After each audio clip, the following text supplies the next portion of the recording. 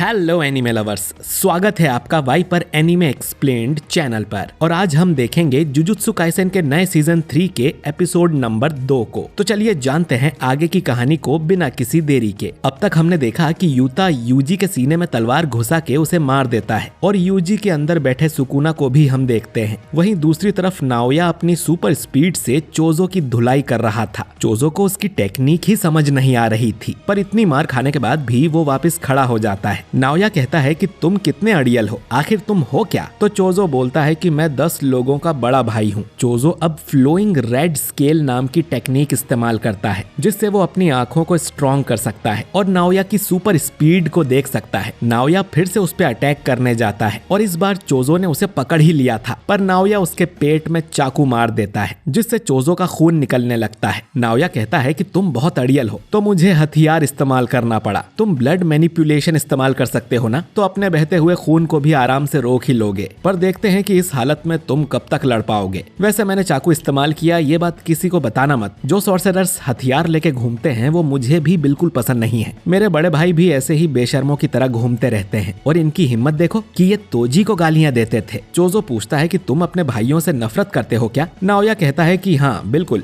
बड़ा भाई जो छोटे भाई से भी कमजोर हो उसे तो डूब के मर जाना चाहिए। चोजो बोलता है कि हो सकता है कि उन बड़े भाइयों की वजह से ही आज तुम इतने पावरफुल हो। एक बड़ा भाई अपने छोटे भाइयों के लिए रोल मॉडल होता है। अगर वो किसी गलत रास्ते पे जाता है तो वो छोटे भाइयों को उस पे जाने से रोकता है। अगर वो किसी सही रास्ते पे जाता है तो छोटे भाई उसे फॉलो करते हैं। हो सकता है तुम इतने स्ट्रॉन्ग इसलिए हो क्योंकि तुम्हारे बड़े भाई कमजोर हैं। तुम पूछते हो कि मैं इतना अड़ियल क्यों हूँ? क्योंकि मेरा कोई रोल मॉडल नहीं है। नाओया की नजर नीचे जाती है कि चोजो का खून तो सब जगह फैल गया था। चोजो आगे कहता है कि भले ही मैं कितनी भी गलतियां करूं, मुझे अपने भाइयों से आगे रहना पड़ता है, इसीलिए मैं इतना स्ट्रॉन्ग हूँ। तभी यहाँ पर खून की बाढ़ आ जाती है। नाओया को समझ नहीं आता कि इतना खून बहने पर भी चोजो जिंदा कैसे है। उसे पता ही नहीं है कि चोजो एक डेथ पेंटिंग बूम है, जो कि कर्स और इंसान के बीच के हाइब्रिड्स होते हैं और ये अपनी कर्स एनर्जी को ब्लड में बदल सकते हैं। जब तक इनके पास कर्स एनर्जी है ये खून बहने से नहीं मरते। नाओया चोजो के ब्लड से किसी तरह भागता रहता है, लेकिन अचानक ही उसके पैर जमीन से चिपक जाते हैं। जमीन में पड़ा खून ग्लू की तरह उसे चिपका देता है और फिर चोजो उस पे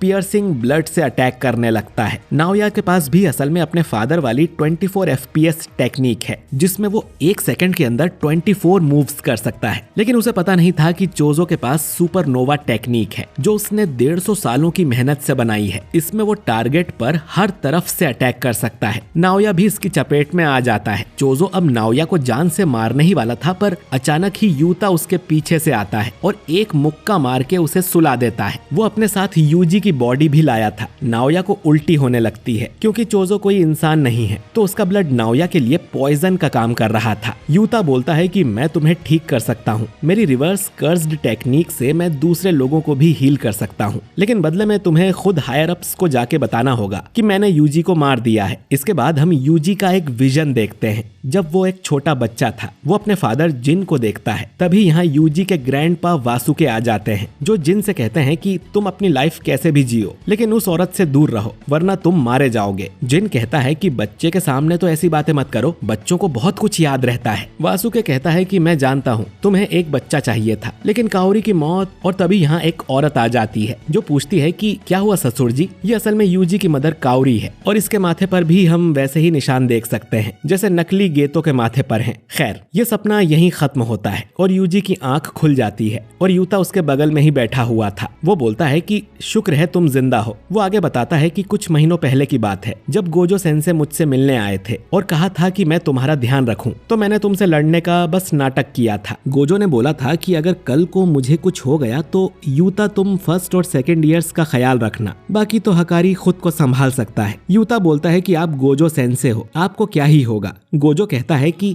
खासकर यूजी का ख्याल रखना, वो तुम्हारी तरह ही है, उसको भी एक बार मौत की सजा मिल चुकी है, इसलिए यूता ने यूजी को मारने का नाटक किया। अगर वो मना करता तो किसी और को उसे मारने भेजा जाता। हायर अप्स भी कोई बुद्धू नहीं है। मैं तुम्हें सच में मारूं इसके लिए मैंने उनके साथ बाइंडिंग वाउ ली थी, इसलिए मुझे तुम्हें सच में मारना पड़ा। यूजी पूछता है कि तो फिर मैं जिंदा कैसे हूँ? यूता बोलता है कि रिवर्स कर्स्ड टेक्निक की वजह से। उसने यूजी का दिल बंद होते ही उसे तुरंत हील कर दिया था। इससे हायर अप्स को दी हुई कसम भी रह गई और यूजी भी नहीं मरा। यूजी के लिए मर के जिंदा होना कौन सी नई बात है। और ज्यादा लोग ये नहीं जानते कि यूता ऐसे दूसरों को हील भी कर सकता है। कभी न कभी तो लोगों को पता चल ही जाएगा, पर फिलहाल तो यूजी दुनिया के लिए मर चुका है। यूजी पूछता है कि तुमने मेरे लिए इतना सब क्यों किया? तो यूता कहता है कि जिन लोगों की मैं परवाह करता हूँ वो तुम्हारी परवाह करते हैं। मेरे पास भी एक समय खतरनाक पावर थी, लेकिन तुम्हारी पावर तुम्हारी अपनी नहीं है और इसमें तुम्हारी कोई गलती भी नहीं है। तभी मेगुमी यहाँ आ जाता है और यूजी से कहता है कि हम जुजुत्सु हाई वापस जा रहे हैं, हम तुम्हें छुपा के अंदर ले जा सकते हैं। यूजी बोलता है कि मैं नहीं जा सकता क्योंकि शिबुया कांड में इतने सारे लोग मेरी वजह से मारे गए। मेगुमी बोलता है कि उसमें तुम्हारी कोई गलती नहीं थी, तुम हार नहीं मान सकते। हम कोई हीरोज नहीं हैं, हम जुजुत्सु सॉर्सरर्स हैं। हमें कोई नहीं समझ सकता, हमें लोगों की मदद करते रहना होगा, ये साबित करने के लिए कि हमारा भी वजूद है। यूजी मन में सोचता है कि मैं तुम्हारे साथ नहीं रह सकता क्योंकि फिर तुम पर भी खतरा आ जाएगा। मेगुमी अब बोलता है कि मुझे तुम्हारी मदद चाहिए। नकली गेतो यानी केंजाकू ने एक किलिंग गेम शुरू कर दिया है जिसमें जुजुत्सु सॉर्सरर्स एक दूसरे को मार सकते हैं और इसका नाम है कलिंग गेम। और मेगुमी की बहन सुमिकी को भी जबरन इस गेम का हिस्सा बना दिया गया है, इसीलिए मुझे तुम्हारी मदद चाहिए। इसके बाद हमें कलिंग गेम के कुछ रूल बताए जाते हैं, जैसे सभी खिलाड़ियों को 19 दिन के अंदर इसमें एंटर करना है। अगर कोई रूल तोड़ता है तो उसकी कर्स टेक्निक को रिमूव कर दिया जाएगा जिससे खिलाड़ी की मौत हो जाएगी। पार्टिसिपेट करने के लिए इन्हें कॉलोनी में आना है। कोई किसी को मारेगा तो उसे पॉइंट्स मिलेंगे। और भी रूल्स हैं जिन पे हम आगे बात करेंगे। यूजी अब यूता से कहता है कि सुकुना मेगुमी के लिए कुछ तो प्लानिंग कर रहा है। शिबुया में मुझे सुकुना की कई सारी फिंगर्स खिला दी गई थी जिससे सुकुना ने मेरी बॉडी पर कंट्रोल ले लिया था। अब मेरे अंदर सुकुना की 15 फिंगर्स हैं। मुझे यकीन है कि अब सुकुना मेरी बॉडी पे कंट्रोल नहीं ले पाएगा, लेकिन अगर मैं कभी सुकुना बन जाऊं तो तुरंत ही मुझे मार देना। यूता कहता है कि ठीक है। यूजी अब मेगुमी से पूछता है कि अब हमें क्या करना है। मेगुमी बोलता है कि सबसे पहले तो हमें जुजुत्सु हाई वापस जाके मास्टर टेंजन से मिलना है। उनसे पूछना है कि हम गोजो को फिर से आजाद कैसे कर सकते हैं और केंजाकू आखिर क्या प्लान कर रहा है, कलिंग गेम में वो क्या करने वाला है। इन सवालों के जवाब मास्टर टेंजन ही दे सकते हैं। यूजी पूछता है कि मिस यूकी को ये बात पता है क्या? तो मेगुमी बोलता है कि ये आइडिया यूकी का ही है, वो पहले से जुजुत्सु हाई में छुपी हुई है। यूजी बोलता है कि मास्टर टेंजन के बैरियर को हम पार कैसे करेंगे? उसमें 1000 दरवाजे होते हैं जो घूमते रहते हैं और उनमें से कोई एक ही टॉम ऑफ स्टार कॉरिडोर तक लेके जाता है जहां मास्टर टेंजन रहते हैं। अगर हम सही दरवाजा नहीं चुनेंगे तो टेंजन से भी नहीं मिल पाएंगे। अब यूजी मेगुमी से पूछता है कि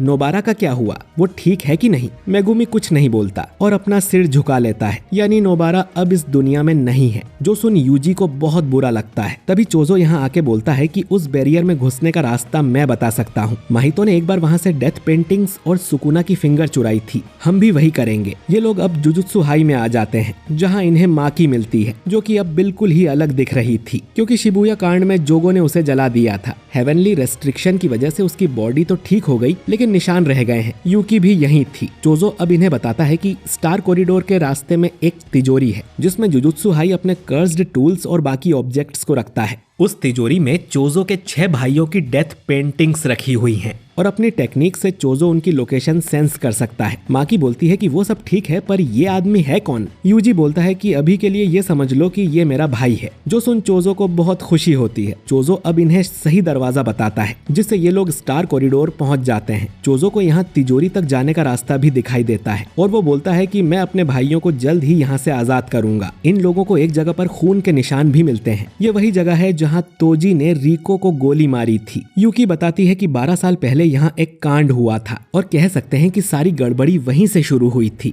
ये सब मेन हॉल में जाते हैं लेकिन वहाँ रोशनी के अलावा और कुछ नहीं था। यूकी बताती है कि टेंजन की मर्जी होती है तभी वो दूसरों को दिखता है। गोजो सील हो गया तो उसे लगा था कि टेंजन उनसे मिलना चाहेगा। ये लोग अब वापस मुड़ के जाने लगते हैं पर तभी टेंजन इन्हें आवाज लगाता है कि कैसे हो तुम लोग? जेनिन घराने के बच्चे यानी माकी, मिचिजेन के खून यानी यूता, डेथ पेंटिंग यानी चोजो और सुकुना का वेसल यानी यूजी। और ये एपिसोड यहीं पर एंड हो जाता है। तो दोस्तों टेंगेन सामा के दर्शन हो गए हैं, क्या वो इन्हें कोई काम की इन्फॉर्मेशन देगा? जानेंगे अगले एपिसोड में। खैर वीडियो अच्छा लगा हो तो इसे लाइक और शेयर कीजिए और अगर आप हमारे चैनल वाइपर एनीमे एक्सप्लेन्ड पर नए हैं तो हमारे चैनल को सब्सक्राइब करके बेल आइकन जरूर दबाइए। मैं मिलता हूँ आपसे बहुत जल्द अगले वीडियो के साथ। शुक्रिया।